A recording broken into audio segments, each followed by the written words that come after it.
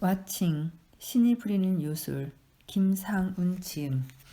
먼저 프롤로그 소개해 드릴게요. 사람은 위기를 맞이한 순간에 마음의 눈을 뜨게 된다고 한다. 나에게도 위기의 순간이 있었다. 할머니가 세상을 떠난 뒤 몇 년 사이로 할머니를 그리던 아버지마저 뒤를 따랐다. 정직하게 농사일에만 파묻혀 지낸 인생들이었다. 나는 신이 정의롭다면 그들에게 말년이 남아 편안함을 선사할 줄 알았지만 그게 아니었다. 낙상 후 3년 동안 누워있던 할머니의 피부는 얇은 비닐처럼 변해버렸고 등에는 피부가 짓물러 심한 욕창이 났다. 아버지도 말년에 시도 때도 없이 콧물과 침을 질질 흘렸고 대소변도 맘대로 못 보는 고통을 맞았다. 고통을 지켜보는 것 자체도 고통이었다. 떠나보내는 것 또한 고통이었다.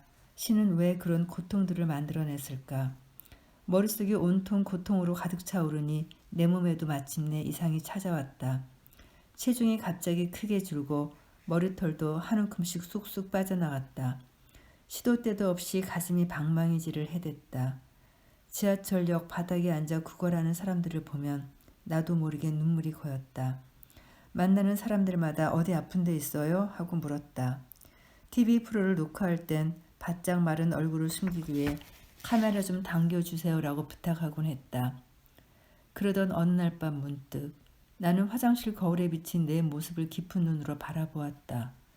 고통으로 일그러진 저 얼굴, 저 고통은 왜 생겼을까? 신이 고통을 만들어 놓았다면 그걸 꺼버리는 장치는 안 만들어 놓았을까? 조물주가 고통만 만들어 놓고 그걸 꺼버리는 장치를 깜빡했으니 만무하지 않은가? 그 장치가 뭘까? 다행히 나는 기자다. 감정에 파묻히지 않고 매사를 객관적으로 바라보는 게 직업상의 철칙이다. 모르는 게 있으면 취재해서 알아내면 그만이라는 생각으로 살아온 세월이 20여 년이었다. 우선 심리치료에 관한 해외 명저들을 집중적으로 주문해 읽기 시작했다. 뉴욕타임스 베스트셀러에 올라있는 권위 있는 책들을 모조리 읽었다. 그러면서 놀라운 사실을 깨달았다. 내 마음의 병은 스스로의 생각에 지나치게 함몰돼 생긴 것이었다. 함몰된 시각에서 몇 발짝씩 벗어나 객관적인 눈으로 내면을 바라보는 순간 마음의 병은 거짓말처럼 사라졌다. 그러자 마음이 맑아지기 전에는 보지 못했던 것들이 보이기 시작했다. 파고들수록 새로운 사실이 드러나는 정신세계가 너무나 신기했다. 특히 책을 통해 양자 물리학의 세계적인 권위자들을 만날 때 느끼는 감정은 경외감 그 자체였다. 밤마다 명상을 하며 조용히 산책하는 혼자만의 시간도 더없이 즐거웠다. 그렇게 1년이 지나고 2년이 지나고 3년이 지나면서 마침내 나는 와칭만으로 인간의 모든 고통이 해결된다는 우주 원리에 완전히 눈을 떴다. 그건 고통을 만들어준 신이 고통 해결의 열쇠로 인간의 손에 쥐어진 선물이었다. 이 책에 기록한 사례들은 모두 사실의 바탕을 둔 것들이었다. 3년 전 나는 아주 작은 가능성의 문을 열어놓고 호기심 가득한 기자의 눈으로 와칭이 부리는 요술을 엿보기 시작했다. 그러자 그 문은 점점 크게 열리기 시작했고 지금은 더없이 활짝 열려있다. 와칭은 신이 누구에게나 똑같이 내려준 선물이다. 나는 기자이기 이전에 평범한 직장인이다. 나와 학생들이 변화를 체험했다면 누구든 와칭을 통해 신기한 변화를 경험할 수 있다. 우주의 원리는 누구에게나 쉽고 공평하게 똑같이 적용되기 때문이다. 이 책은 모두 3부로 나누어져 있어요. 제1부는 와칭, 신이 부리는 요술, 제2부는 나를 바꿔놓는 요술 7가지, 제3부는 나 이상의 나 바라보기. 우선 오늘 첫 시간은 제1부 와칭, 신이 부리는 요술 모두 3장으로 다시 나눠져 있는데요. 요것에 대한 내용을 간략하게 소개를 먼저 해드리도록 하겠습니다. 제1부 와칭, 신이 부리는 요술 1장 와칭은 모든 것을 바꿔놓는다. 먼저 마음을 바꿔놓는다. 눈에 안 보이는 화 덩어리도 저마다 독자적인 생명력과 지능을 갖고 있다. 에너지장 촬영 장치인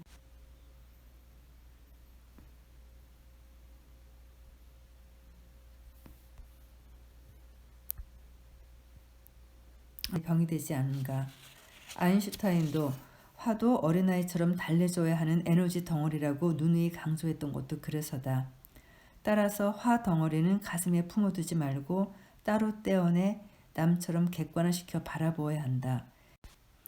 나는 피어오르는 화 덩어리에 화라는 딱지를 붙여 바라본다. 바로 그 순간 화는 생명을 잃어가기 시작한다. 마치 맑은 하늘의 구름 한 조각처럼 살포시 물러간다. 두 번째, 지능을 바꿔놓는다. 관찰자 효과는 내 머리도 순식간에 바꿔놓았다. 전에는 짧은 기사 하나를 쓰다가도 생각이 막히면 얼굴에 화기가 오르고 골치가 지근지근 아팠다. 그렇게 앉아있다고 멋진 기사가 써지는 것도 아니었다.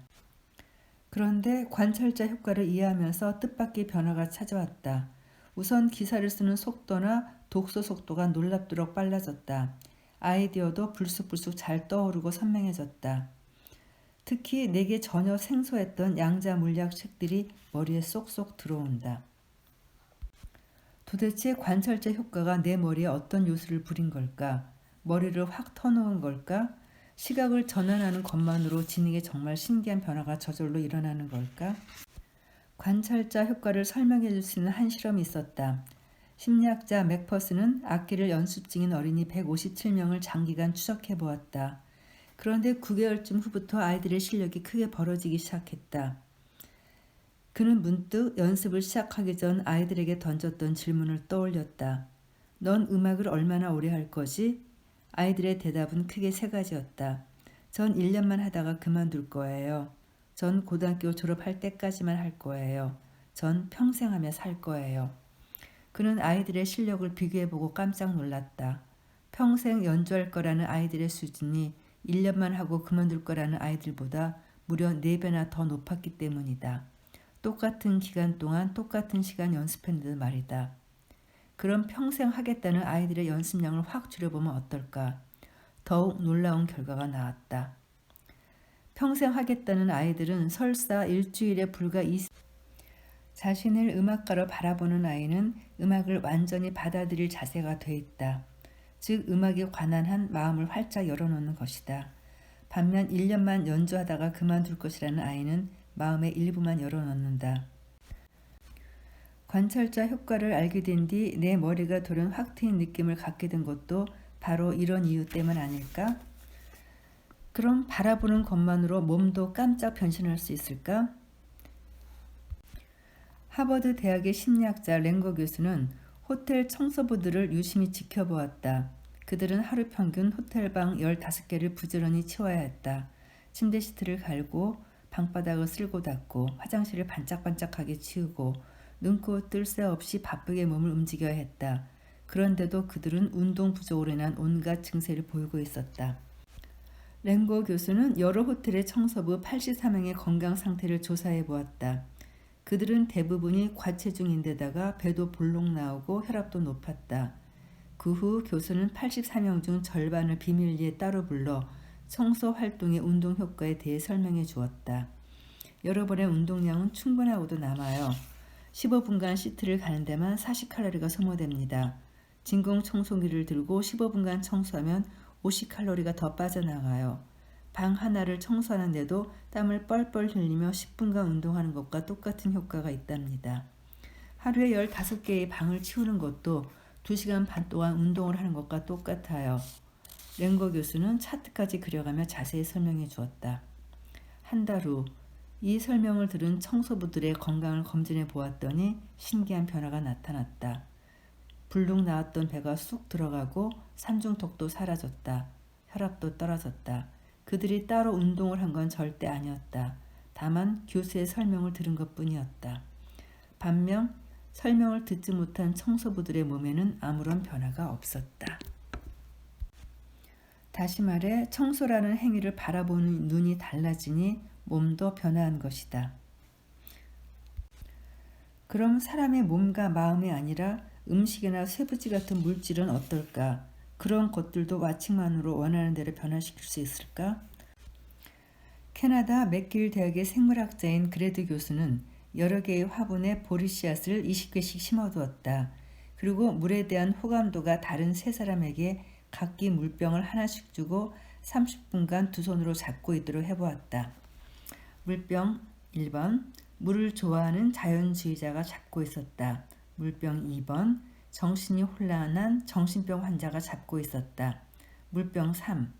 정신병 환자지만 물을 좋아하는 사람이 잡고 있었다. 물병 4. 아무도 잡고 있지 않았다. 그리고 이들 세 사람이 잡고 있던 물병을 수거해 여러 개의 화분에 각기 뿌려주었다. 그로부터 몇 주 후 파릇파릇한 보리싹들이 꽤 크게 자랐다. 하지만 자란 높이는 각각 달랐다. 과연 누가 만졌던 물이 보리를 가장 많이 자라게 했을까? 물을 좋아하는 자연주의자가 잡고 있었던 물병 1의 보리가 가장 많이 자랐다. 그렇다면 물은 자신을 긍정적으로 바라보는 만큼 더 많은 영양분을 만들어내는 게 틀림없었다. 그리고 생각해보라. 인체의 70%는 물이다. 따라서 어떤 마음으로 물을 바라보느냐에 따라 반드시 우리의 몸도 달라지게 된다. 물뿐 아니라 모든 음식에서도 같은 실험 결과가 나왔다. 뇌세포도 없는 음식이 감사나 사랑의 마음으로 바라보면 어떻게 용케 그 마음을 알아차리고 영양분이 쑥쑥 흡수돼 에너지가 샘솟기에 하곤 했다. 프린스턴 대학의 라딘 박사가 실시한 실험이었다. 라딘 박사는 감사와 사랑의 마음으로 음식을 먹으면 영양분 흡수율이 높아진다고 결론 내었다. 말랑말랑한 음식은 그렇다 치자. 그럼 딱딱하게 그지없는 기계마저도 어떤 마음으로 바라보느냐에 따라 변화할까? 결론부터 말하자면 변화가 가능했다. 즉 사람들은 기계에 손가락 하나 안 대고도 마음만으로 기계의 성능을 변화시키기도 했고 얼마나 강한 의도를 품고 바라보느냐에 따라 쇠붙이에 미치는 변화도 컸었다. 마음 먹고 바라보면 제 아무리 단단한 쇠붙이라도 그 마음을 읽고 형태가 변형되는 것을 실험 결과로 볼 수 있었다. 그럼 왜 바라보는 대로 변할까? 몸이건 물이건 밥이건 쇠붙이건 가릴 것 없이 말이다. 이런 현상은 도대체 왜 일어나는 걸까? 이런 원초적인 질문을 던져보자. 만물은 뭐로 만들어져 있는가? 몸을 쪼개고 쪼개서 더 이상 쪼갤 수 없을 때까지 쪼개면 미립자가 나온다.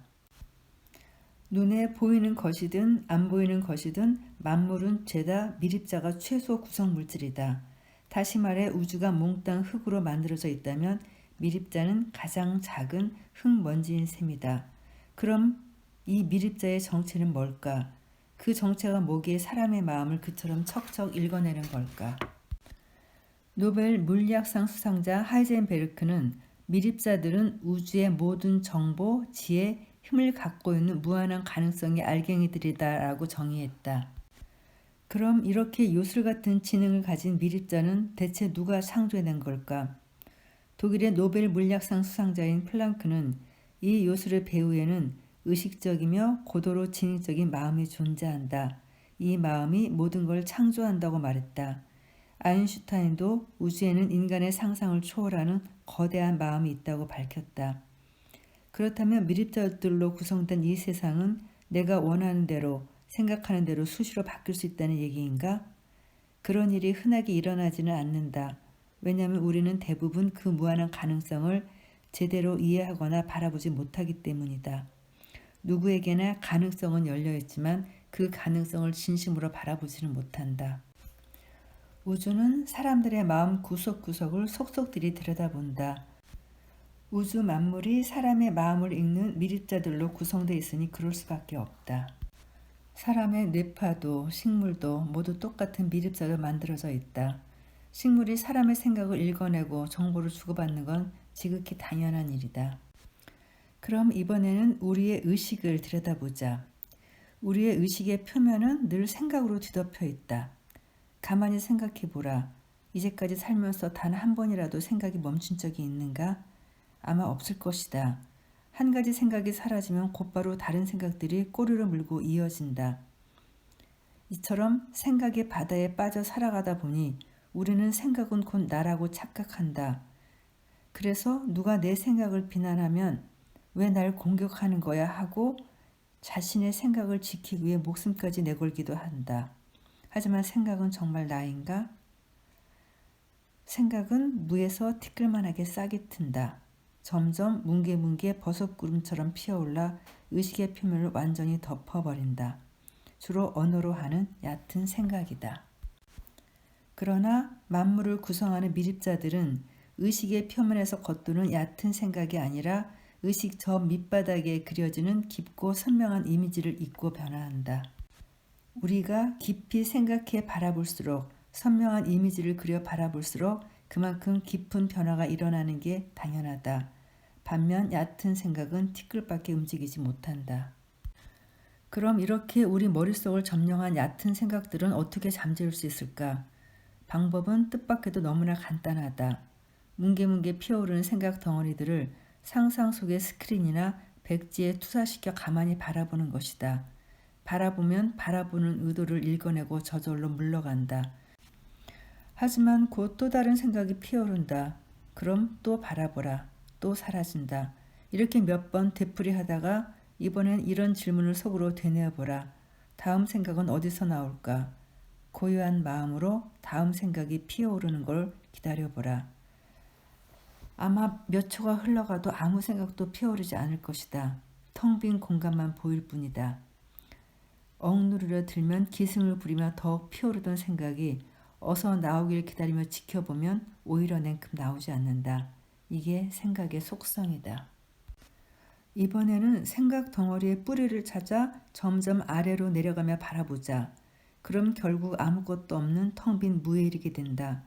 그리고 나서 다음 생각이 피어오르는 걸 기다리면 텅 빈 공간은 더욱 길게 지속된다.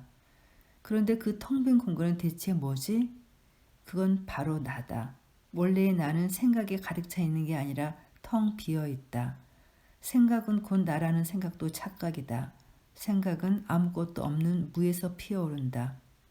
그래서 세계적인 양자 물리학자인 봄은 눈에 보이는 것이든 안 보이는 것이든 모든 것은 무에서 창조된다라고 말했다. 머릿속에 온갖 잡념이 피어오르는데 억지로 투지로 불태우는 것은 지극히 비생산적이다.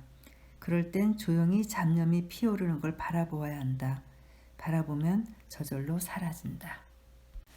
이상 와칭 신이 부리는 요술 제1부의 내용을 간략하게 소개해드렸습니다. 다음 시간에는 본격적인 와칭, 나를 바꿔놓는 요술 7가지에 대한 설명을 이어가도록 하겠습니다.